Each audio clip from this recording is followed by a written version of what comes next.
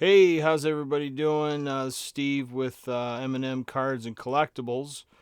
This is round two of the stock box that we went through. The first part was some miscellaneous 91s, 86s. There was a Ryan score that looked really neat. And then we got into some mantle inserts and some old beat up Hall of Fames 50s. So the box certainly needs to be sorted through, like I was talking about earlier. We want to hopefully be able to sort through these cards and maybe down the road have some dollar auctions, things like that. I got a lot of work to do though. I think a lot of these cards deserve a soft sleeve as well as a hard sleeve. Next up in the stock box, we have some 80s stars, Hall of Famers. Now, these cards are priced from I'm not sure when, but there's a Jim Rice All Star. That is I want to say that's what's that, an 80, 88? Let's see. Is that an 88? Actually, that's a 1980. That's an 80. All right. I gotta remember my cards. So, we got a Gary Carter, 1980. Gary Carter. Not too bad. Like I said, the cards off, in my opinion, they certainly, it doesn't look like the corner was too badly chipped up there. I think it is a little bit, but who knows? There's a Jim Cott. There's a Dennis Eckersley. Not a bad card there. Another Dennis. There's some victory leaders. See if we can get that in focus. Joe Negro, Phil Negro, and Mike Flanagan. Joe and Phil were usually, a lot of times, they were on these league leaders. They were both excellent pitchers. I want to say Phil had a screwball and Joe had a knuckleball, if I'm not mistaken. So I think they outlawed the screwball some time ago, but Phil was still using it when he was playing. So Mike Flanagan. There's another one. A couple more. And then you got some runs batted in leaders there. You got Don Baylor and Dave Winfield. Don, I think, was a RBI champ, I think twice, maybe three times. And again, a couple more. And then another Jim Cott. Let's see what else we got here. Put those back and grab another stack. Again, those Joe Negros. There you go. There's a new one. Mike Schmidt. Again, I don't like that my dad didn't put these in. But see, the corner looked pretty good down at the bottom. Not too shabby. Not great. This one looks really nice. It's centered fairly well. It could come over to the left a little bit, but other than that, it's potentially a gradable card for sure. I'm not sure about that little, I don't know if that's a stain or, I don't think so. I think it's just a blemish on the hard case itself or the hard sleeve. Another one. There's another one. This one's a little rougher. I think them corners are kind of rough down at the bottom. This one here. Like I said, can't get it too focused there. Little short on the bottom there, but that first card looked pretty good. Here's a Rod Carew, 1980. Not too shabby. I'm going to say that's just a shadow of some sort there, I think. But there you go. Rod Carew. Another one. Steve Carlton. This looks like a kind of a, unfortunately, kind of a rough card and cut really bad. Topps was notorious for just shoving them through and getting them out there, getting them in the packs, and just getting as many boxes out there as they could. It was a crapshoot to get something that was anywhere near mint 10. There may not even be one for a while with Topps. They just didn't care. I don't know. When you look at this one here, you look at a Jim Cotton. Geez, pretty well centered. It's off a little bit. It could go over to the right some, but other than that, wow, there you go. There you have it. It was either off to the left or off to the right. Whatever machine, I guess because I'm sure they had several going at one time. And then again, focusing issues there. But and then Steve Carlton. I always liked Steve. Wasn't a bad player. Is more of a sidearm pitcher. Had some speed, but he used the curveball. He used the slider, change up. He could get going a little bit, but I don't think he could throw more than 92, 93. He may have had a little bit of heat in the beginning of a game or something when he was starting, but he relied mainly on the change-ups, the sliders, the curveballs. But that sidearm pitching and being a left-hander, he is basically a natural curve. So this one here, now look at that. Not a bad card. Not bad at all for a 1980 card. Some more Steve Carltons. There's a Dave Winfield. There you go. I guess we're learning where the sweet spot is. If we get it into a certain area there, we can hold on to it maybe. Get it to focus a little better. Blocking out the big M's in the background. That's really where it's at, right? So, Tony Perez. And let's see here. We've got Bert Bly 11. Not a terrible card. When you look at it, you think, wow. If it was anybody else, it'd be a gradable card for sure. Okay, Bert Bly 11, Jim Cott, Gaylord Perry, yeah. So, Gaylord, I tell you, he played a lot of years. I want to say he didn't retire out of baseball until he was at least 42. May have played a little longer, but look at those stats. Look at that: Giants, Indians, Rangers, Padres, and there was another team. He didn't retire with the Padres. It escapes me the team that I remember him sitting there on the bench with. The one last picture, I think, of Gaylord, but I do remember it. And then you got here's cool man right here, Jim Palmer. He used to do the what was it? I don't know if it was men's hair color commercials or something. Let me know if you remember what he did.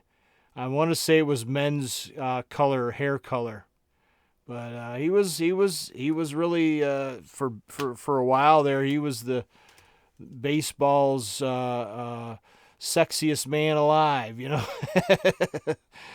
So there's Phil there in stride, probably getting ready to throw a screwball at somebody, and then Jim Cott there. So that does it for these 80s. Not a lot of big Hall of Famers, but they were in there. Some decent players. Now here's your Miracle Mets. These are 70s. It looks like Stars and Hall of Fame. There's a good shot of the Miracle Mets there, 69. Yeah. And I'd have to say, for 69, not shabby. You know, a worthy card. It could use some cleaning up. That's probably something that somebody can do. I'm not too sure about it. I have never really tried to. My dad, he's a little more, I guess, nifty in that area, cleaning cards up, making them look good. Getting that stuff in the back there in the corner, down there in the, what is that, the left-hand corner as you're looking at it, or the right-hand corner, however you look at it. But there you have it. There's a Jim Rice. Let's say this is 78, maybe. Yep, 78. So I'm learning my cards. I'm remembering a little bit. Jim Rice there, happy guy. He never really looked too happy in a lot of his pictures. He looked kind of serious. You know, he was DH for a lot of years. Latter part of his career, he DH'd a lot. But he was a home run hitter. I think he did manage. He was certainly in the 400 club. I'm not sure he made 500, but he was close, I want to say. This is a 79. Yep. There's a league leaders, home run leaders. Jim Rice and George Foster. Chicken George. World Series card there. Reds defense stops Yankees. Benches 2 homers, wraps it up. I think the Yankees lost that year in 76 to Cincinnati, I want to say. And that was probably Thurman Munson, I think. If you look at there's Thurman Munson. He was one of my favorite catchers. That was Thurman Munson coming in there. Probably bench got the out there. Catcher versus catcher, you know. So, and there, again, a terrible cut on that. But a good picture of Johnny Bench. And, excuse me. Throat's a little dry. So these are 73s. There's a 72 World Series. Cincinnati made it back. They had a little dynasty going, I think, in the 70s. Excuse me. Sorry about that. Jim Palmer as a kid. All right, what else we got here? I'm going to run this about 15 minutes. Maybe we'll go through half of these, and we'll go for round 3 later. There's 70 home run leaders. Johnny Bench. You got some ERA leaders. You got Jim Palmer, Wilbur Wood, Vida Blue. 72. I think somebody marked on that card. Terrible. That's got to go in the go to the island of defaced cards. Yes. That's where that's going. Bad cut on that one, as you can see, unfortunately. Oh, and that's a, I'm going to say it's a 74, possibly. 76, sorry about that. It's probably a 77, actually, in his 76 year. 1970 league leaders, got a hole punched in it. That's got to go. There's a crooked card, although everything seems to be together there. Clyde Wright, Jim Palmer, Diego Segoy, Steve Carlton, 1973 victory leaders. He had 27 wins that year. Wow.